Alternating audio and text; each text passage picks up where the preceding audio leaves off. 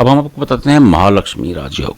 देखिए बिल्कुल सिंपल है, बिल्कुल सरल। देखिए आप समझिएगा, ये होती है आपकी लाइफ लाइन, ये माइंड लाइन यहाँ से आ गई, ये हार्ट लाइन और ये लक लाइन।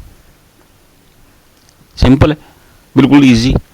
अब देखिए अगर आपकी लक लाइन से बुध रेखा ऐसे जा रही है, ये यहाँ पर एक ट्रायंगल बन गया, ये इसे मनी ट्रायंगल कहते हैं। देखिए इसका पैसे कमाने से कोई योगदान नहीं है, ये एक तिजोरी है, अलमारी है पैसे रखने की।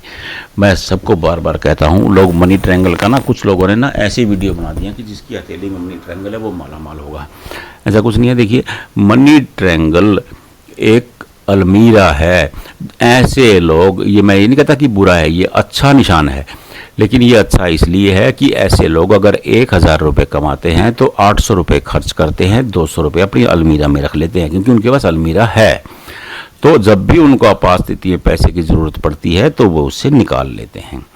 अब प्रॉब्लम पता क्या है, अनेक लोगों के पास धन ना टिकने की प्रॉब्लम है, धन टिकता नहीं है। वो जितना कमाते हैं, 1 लाख रुपए कमाते हैं तो शाम को 1,01,000 रुपये खर्च कर देते हैं, 1,000 रुपये उधारी हो जाती है, क्योंकि उनको पता ही नहीं लगता है कि पैसा आ तो रहा है लेकिन जा कहाँ रहा है, ये जानकारी नहीं होती है। तो अगर जिसकी हथेली में मनी ट्रायंगल है, ये उत्तम निशान है। लेकिन अनेक लोगों ने ये कह दिया कि मनी ट्रायंगल है तो ये बंदा अरबोपति हो जाएगा, ऐसा नहीं है। हाँ ये ज़रूर है कि मनी ट्रायंगल उत्तम निशान है। अगर देखिए अब ये अगर मनी ट्रायंगल बना हुआ है तो मनी ट्रायंगल बनता किससे, ये बुध रेखा है, इसे सक्सेस लाइन भी कहते हैं, इसे कारोबार की लाइन भी कहते हैं। अगर ये संपूर्ण है, भाग्य रेखा निर्विघ्न है। देखिए हस्तरेखा शास्त्र कहता है कि अगर भाग्य रेखा निर्विघ्न है और उसमें से एक रेखा निकल करके आपके बुद्ध पर्वत पर चली जाए तो ये धनलक्ष्मी योग होता है। क्योंकि धनलक्ष्मी योग इसलिए होता है क्योंकि ये बुद्ध कारोबार की रेखा है, ये लोग सक्सेस कारोबारी होते हैं, कारोबार। तो ये बड़ा शानदार बिजनेस करते हैं और इनके पास मनी ट्रायंगल भी है। अगर मनी ट्रायंगल भी है और बिजनेस बहुत शानदार चल रहा है तो ये बंदे लोग संचय करते रहते हैं और ये करोड़पति हो जाते हैं। देखिए बस इतनी सी बात है। हाँ अगर ये टूटी हुई है रेखाएं, अब मैं आपको बताता हूँ। देखिए बुध रेखा आपकी बार बार टूटी हो तो टेंशन क्रिएट करती है। अगर बुध रेखा संपूर्ण है तो आपको सोचने की ज़रूरत नहीं है, क्योंकि बुध रेखा व्यापार की रेखा है, सक्सेस की रेखा है। देखो मेरा अनुभव है, मैं आपको बताता हूँ।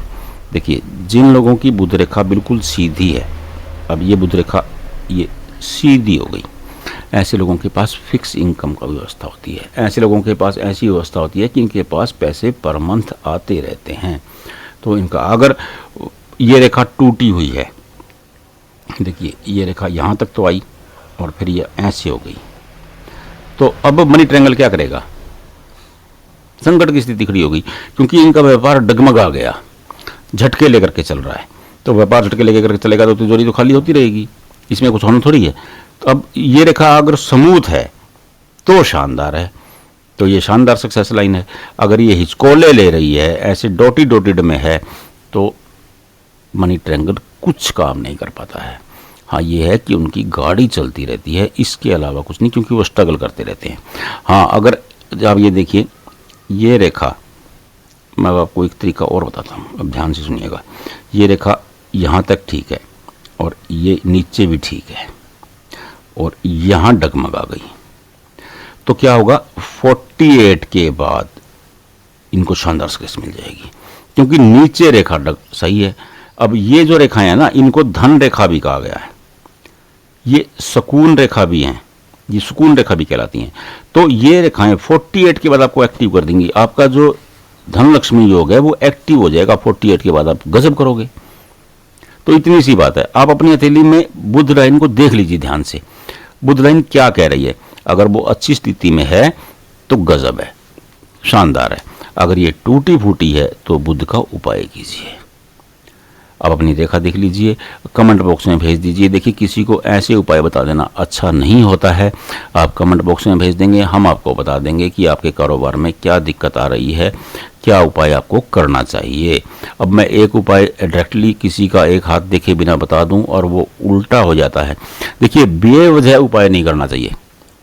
लोग ये कहते हैं ना कि ये कुछ नहीं होता जी, नहीं नहीं, जब तक आपके सिर में दर्द नहीं है तब तक आप गोली मत खाइए। जब तक आपको बुखार नहीं हुआ तब तक पीसीएम खाने के लिए कोई डॉक्टर सलाह नहीं देता है। तो बेवजह उपाय मत कीजिए, बेवजह रतन मत पहनिए। ये बिना बीमारी के इलाज दवाई खाने वाले जैसा काम है, उसकी ज़रूरत नहीं है। तो उससे वो उसका साइड इफेक्ट भी होता है। आप ये समझ लीजिए, जो उपायों का देखिए, अब आपका मैं आपको एक तरीका बताता हूँ। आपके शनि बली हैं मान लो, और शनि बली हैं और आप शनि को और बली किए जा रहे हैं। अगर ज़्यादा बली हो जाते हैं तो वो टेंशन हो जाती है, नुकसान कर देंगे। किसी भी ग्रह के साथ ये है। अब हम आप देखिए अस्त्र शास्त्र को पढ़ेंगे तो आप कहेंगे कि देखिए कोई भी पर्वत ज़्यादा ऊपर जाता है तो वो नुकसानदायक हो जाता है। तो इसलिए मैं सार्वजनिक रूप से उपाय बताने की स्थिति में नहीं हूँ। फिर भी अगर कोई जानना चाहता है तो कमेंट बॉक्स में भेज दें, हम आपको वहीं बता देंगे। आपका हाथ देखे बिना बताना उचित नहीं रहेगा।